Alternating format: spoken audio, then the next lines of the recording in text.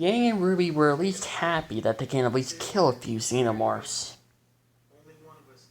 And of course the three were allowed to be loud again for a while. Alright, Grid.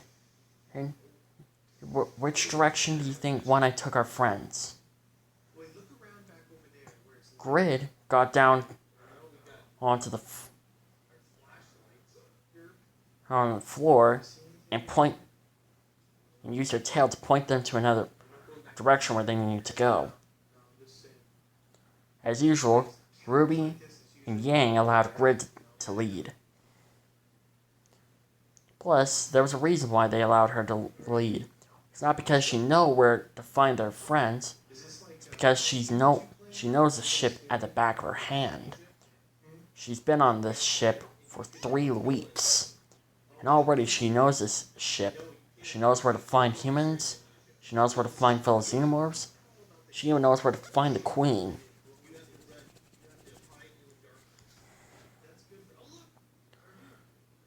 Once when they opened another door, they spotted their soldier friends, along with Ruby's team.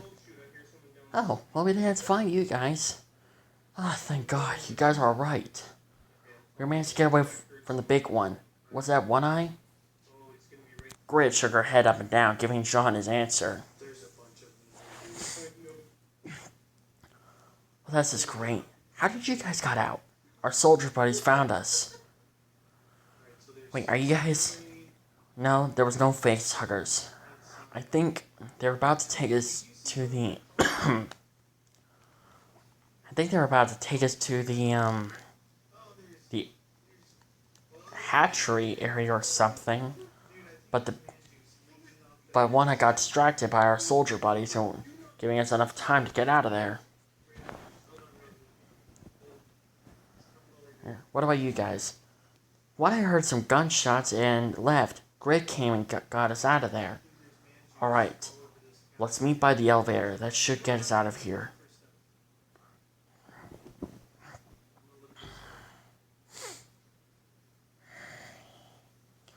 As usual, Grid led the way. They've encountered more xenomorphs, and unfortunately for them, there was no lever for them to pull this time. Grid came up with an idea. She got her fellow xenomorphs' attention and told them that there was humans nearby. They instantly got triggered by this, and Grid showed them where to find them. Once when the xenomorphs were gone, Grid came back to her human companions and gave them the signal to come on out, to continue moving. They found another doorway.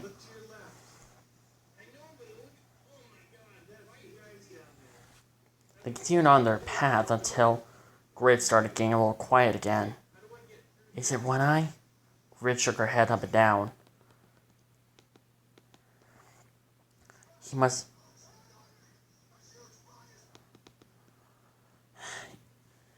be nearby, Yang said.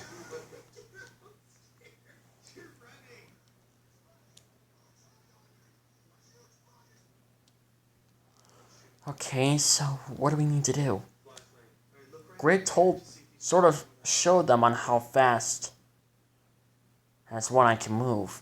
But if they act quickly and seal the doors behind, then once when they find another room to go to, they should be able to avoid him. Oh boy. And you can't beat him? Grid shook her head left to right, giving them their answer. If she was a lead guard like him, she would have possibly stood a chance.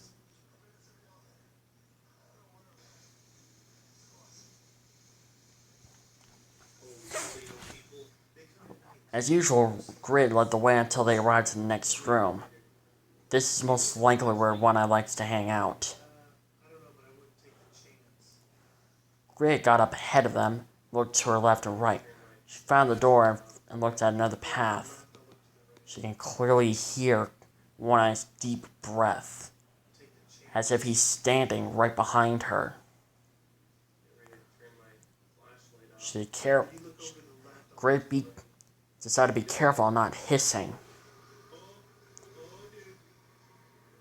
She then did a little countdown with her fingers, giving Ruby and Yang a signal to start running into the doors. And once when Grid counted to 1, they started running. And they heard One Eye's deep roar in the distance, as if he's right on top of them.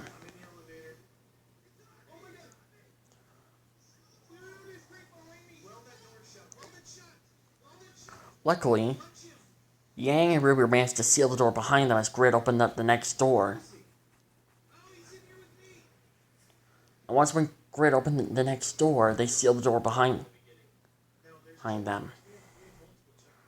Grid, Ruby, and Yang started running away, as One Eye started pounding against the doors, trying to break them.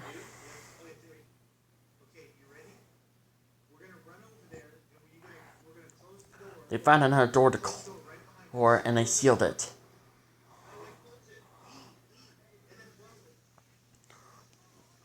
They eventually reunite themselves with their companions.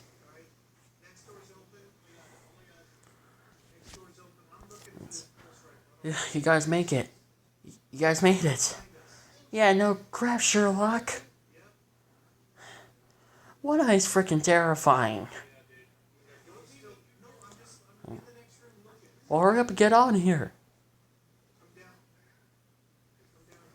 They got onto the elevator and finally got out of that nightmare.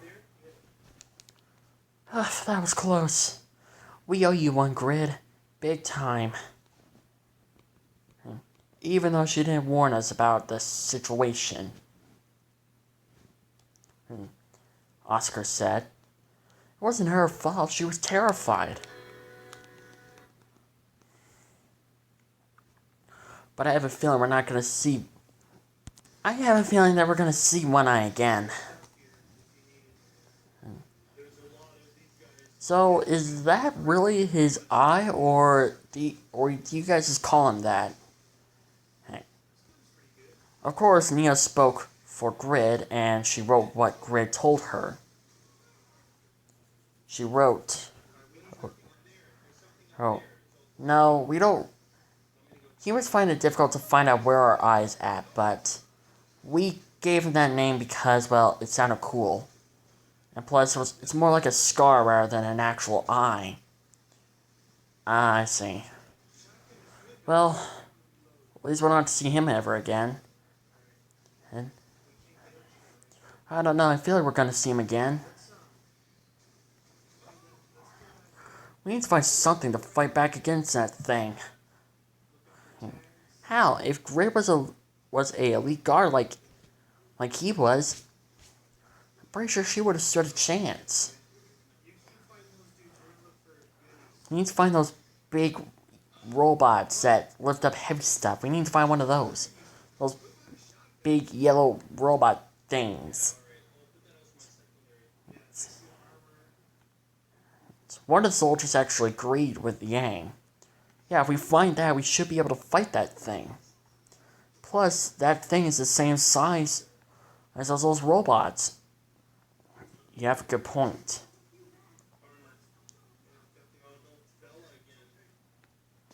The trio continued on forward. Now that they were out of the sewers, Grid no longer took command. Ruby continued leading the group on. However, they realized they were not alone. And they can hear One Eye's roar in the far distance. Oh, that's just great. Now he's following us.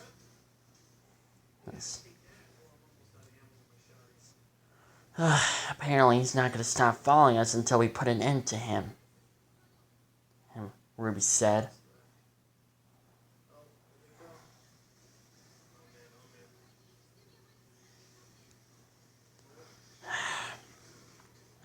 Alright guys, we're clearly not going to go. Wait a minute, I actually have a better idea. What is it, Ruby? Grid, you said that One Eye is bulletproof, right? Grit shook her head up and down. What if we use ourselves as bait to lure him to David, Derek's base? What if we use him and to take care of Derek and his army for us? He'll be a distraction. Yeah, and plus there's no way he's gonna reject all those humans for him to kind of feast on. Or capture or kill or whatever.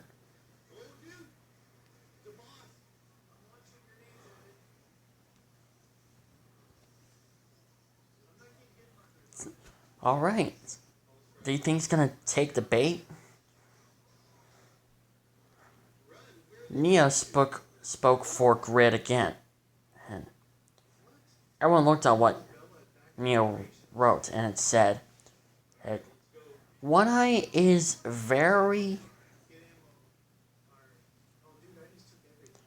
He's a xenomorph that likes to change targets very quickly. Once when he sees a different target, he's gonna go right after it. And forget about his old target. Huh. So we just gotta be quick. Like, huh?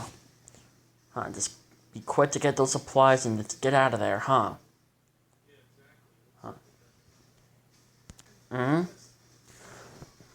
Alright, does everyone agree? Yeah. Alright then, let's use ourselves as bait. But let's not get him directly on top of us. Yeah, if we get him directly on top of us, we're gonna die, aren't we? Most likely. So let's just kind of talk loud to get his attention. Plus, Grid told me something before we went into the train back there. Ruby and her team continued on, hearing One Eye in the far distance. Once when they arrived at Derek's base, they were having a little bit of a conversation on how they were going to make One Eye attack them. It's simple, Ruby said. The noisemaker said Jackson gave us. Oh yeah, I forgot about those. Wait, Jackson made noisemakers? One random soldier said. Yeah, he made them to draw xenomorphs to a different direction. Why didn't we think of that? Is this guy all alone? Yeah, he's all alone. Until he met us. Oh, okay. What are you waiting for? Miss Rose? You don't have to ask me twice, Ruby said. She activated the noisemaker and tossed it. Set right into the bait. A few guards looked at it. For a little bit, they were confused. Until the hulking beast.